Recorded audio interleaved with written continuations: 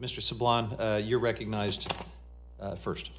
Thank you. Thank you very much, Chairman Hoffman, Ranking Member McClintock, fellow members of the subcommittee. Thank you for including two of my bills in today's hearing.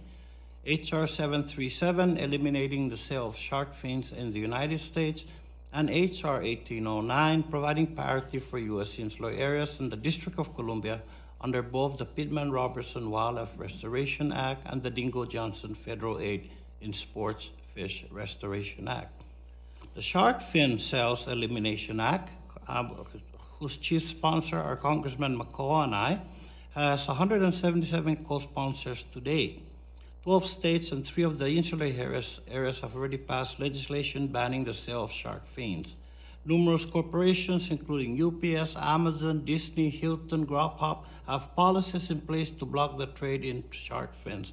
Even China's 3 state-owned airlines are all on board. And of course, the legislation is sponsored by leading environmental and animal rights organizations such as Oceana, the Humane Society Legislative Fund, Animal Wellness for Action, and the Animal Welfare Institute, and by the Association of Zoos and Aquariums. Why does this legislation have such broad support? Because every year, as many as 73 million sharks are being slaughtered for their fins, just for their fins. The Chamorro and Refaluas people, the indigenous cultures of the Mariana Islands, have made their living from the sea. We would never have wasted what we harvested. Perhaps because of that tradition, the Marianas was one of the first U.S. jurisdictions to ban shark finning.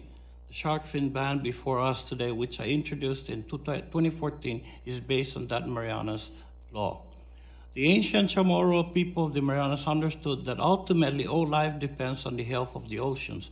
And as we all understand today, the health of any ecosystem is dependent on its top predators. Yet sharks among the ocean's top predators are today at risk.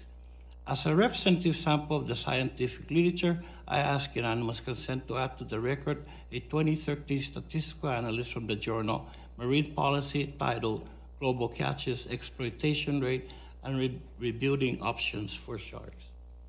Without objection. Thank you. Researchers estimate that as many as 6% of all sharks worldwide are killed each year.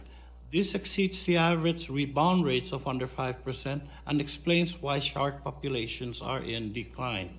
As lead author Boris Worm of Dalhousie University in Halifax observed, protective measures must be scaled up significantly in order to avoid further depletion and the possible extinction of many shark species in our lifetime.